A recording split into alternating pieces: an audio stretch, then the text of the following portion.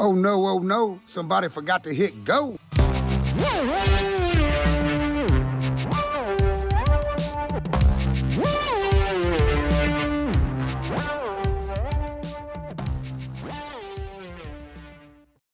To me, if we're going to talk about vests, we need to talk about the Gene Kranz vest.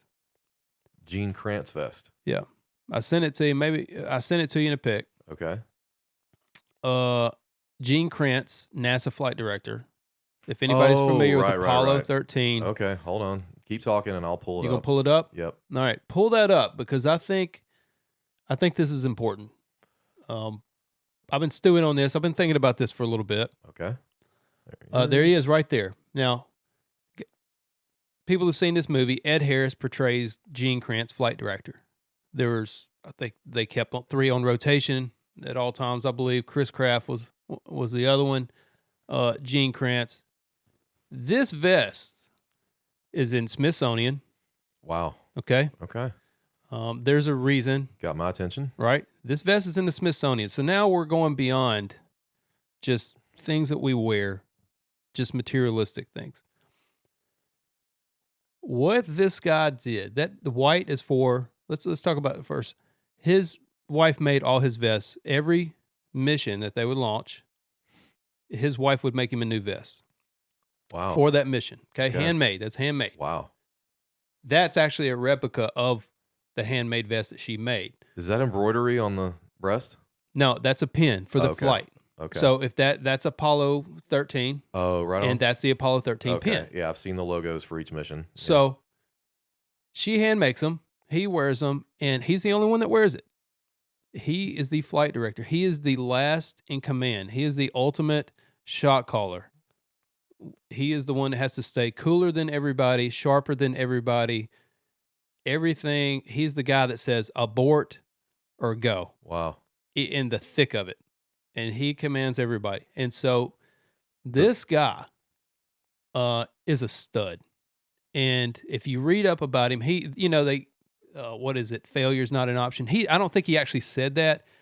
He said a version of that. But in the movie, he says failure's not an option. He also has, after I think the astronauts died in testing, he coined the phrase tough and competent. And this was a guy who demanded everybody to be at 100%. And he held himself to the highest standard of anybody.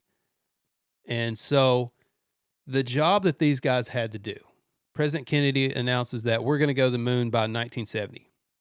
Like, promised the world that. Mm-hmm. We couldn't even get anything in orbit. We hadn't got anything up in orbit yet. Russia beat us there. So he has to take this program that's like, we're in infancy. Like, and we are now got to go to the moon, and we can't even get this a thing to stay in orbit, and let alone we're going to put a person on there. So this guy's dedication and everybody working there back in that time is just stellar. It's so far above where a lot of people are today. Yeah. So really, this is for the young bucks out there. This vest is like, he said when he put it on, he felt kind of like a matador. He was ready for anything that came at him.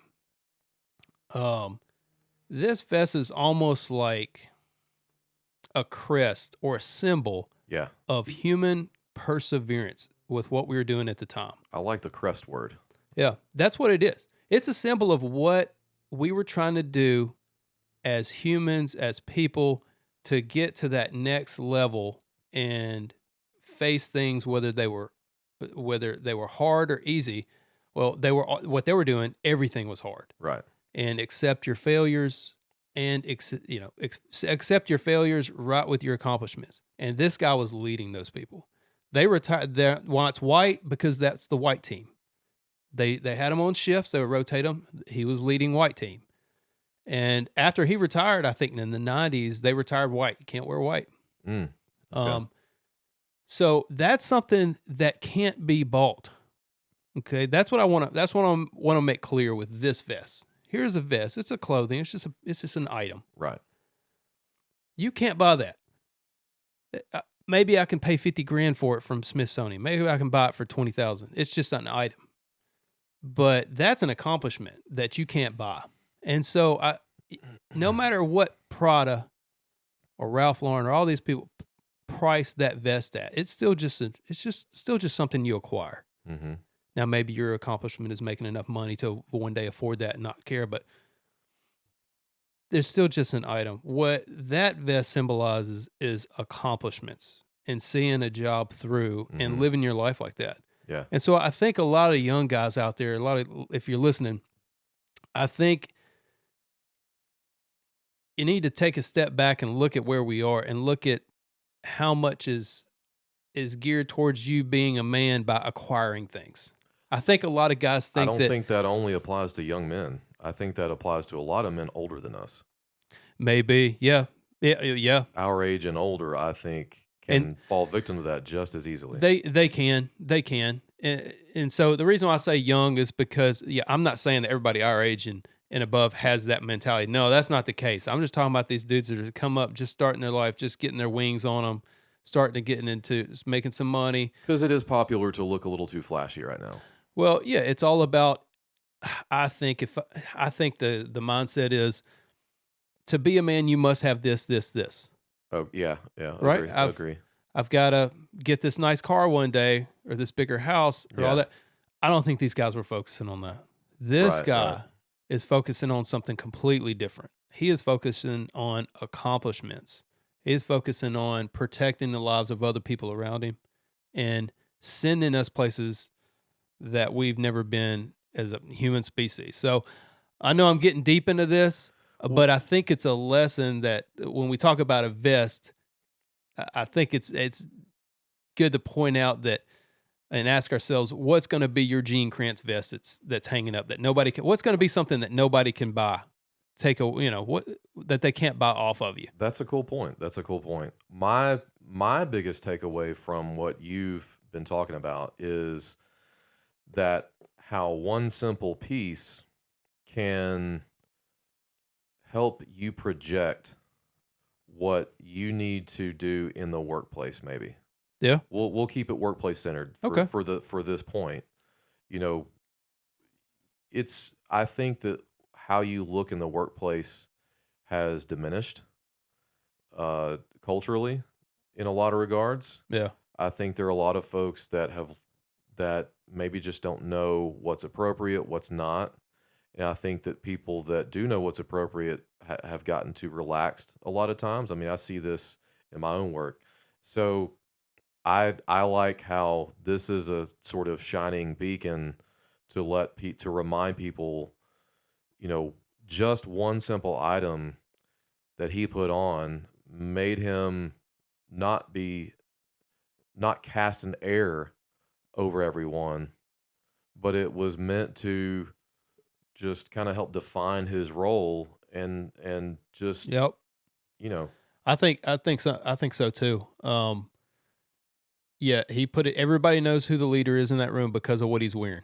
Yeah, and not everybody in an office place is a leader, but people will look at you and talk to you differently and respect you differently when you are elevating yourself. Yep.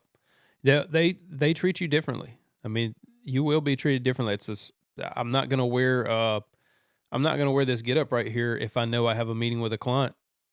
I'm gonna go a little bit more, dress a little bit nicer. Mm-hmm. All these guys in this shot right here, tie done. Yeah. Ties up every day. Nobody's walking up in there without a tie. Yeah. And I know that was just a standard thing, but it was also a standard of care, I think, that they held for themselves.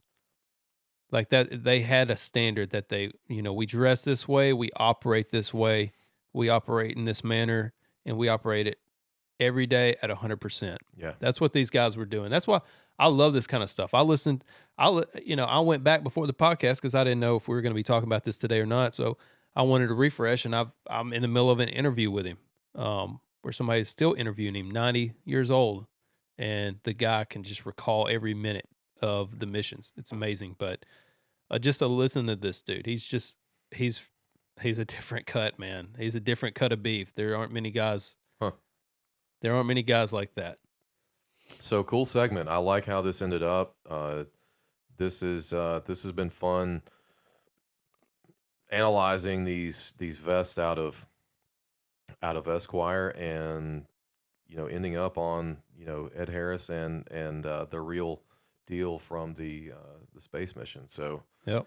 a little history there that GP has dropped on us. Gene Kranz. Go look him up. Go look him up, dudes.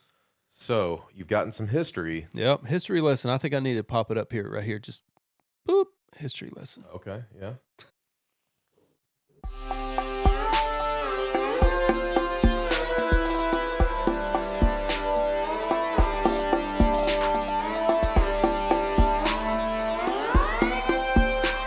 Cut the music, cut the music, cut the music.